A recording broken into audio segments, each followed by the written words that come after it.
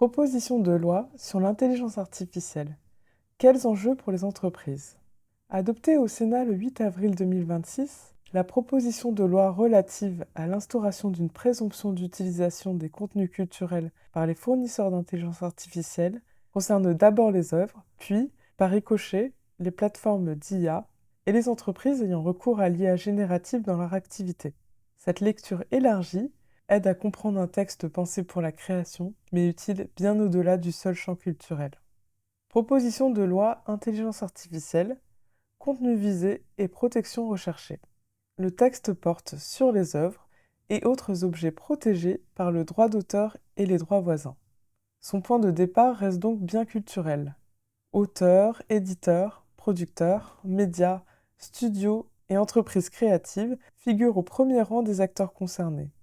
En effet, le Sénat souligne une difficulté devenue centrale avec l'IA générative. L'usage d'un contenu protégé est souvent difficile à établir faute d'informations suffisantes sur les données mobilisées et sur le fonctionnement des systèmes. Le mécanisme retenu tient en une règle de preuve.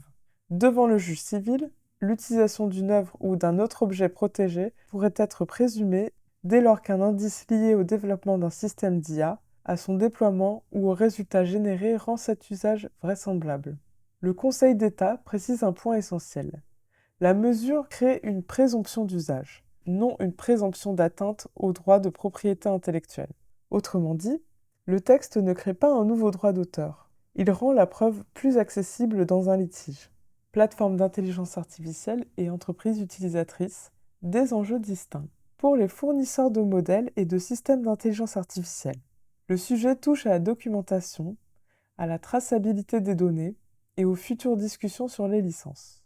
Par ailleurs, le Conseil d'État rappelle l'existence d'obligations européennes pour certains modèles d'IA à usage général, notamment une documentation technique, une politique de respect du droit d'auteur et un résumé suffisamment détaillé des contenus utilisés pour l'entraînement.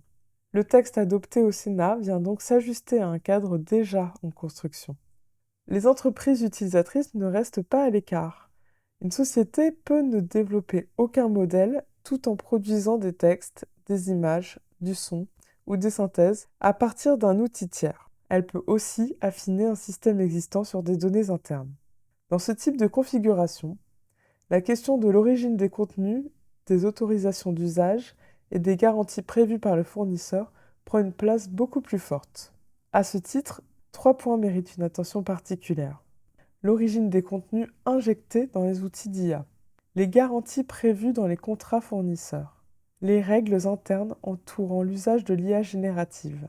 Cette vigilance ne place pas toutes les entreprises dans la même situation juridique. Elle aide pourtant à limiter les zones grises, dès lors qu'un service, un support ou une production interne mobilise des contenus protégés. Un texte encore en cours d'examen. Le 8 avril 2026, le Sénat a adopté le texte. Le 9 avril, l'Assemblée nationale l'a enregistré en première lecture et renvoyé à la Commission des affaires culturelles et de l'éducation. De fait, la proposition de loi n'est pas encore entrée en vigueur. Pour les entreprises culturelles, l'enjeu porte d'abord sur la défense des œuvres et de leur valeur économique. Concernant les plateformes d'IA, la lecture rejoint la preuve, les données d'entraînement et les licences. Enfin, pour les entreprises utilisatrices, le texte appelle surtout un meilleur cadrage des pratiques internes. Ce dossier relève donc de la propriété intellectuelle et également de la conformité et de l'accompagnement numérique. Pour aller plus loin, vous pouvez retrouver l'ensemble des dispositifs en accompagnement de transformation digitale, les ateliers spécifiques et les actualités sur le site de la CCI Lyon, Métropole, Saint-Étienne, Roanne. À très bientôt pour un nouveau sujet de l'actu éco du territoire.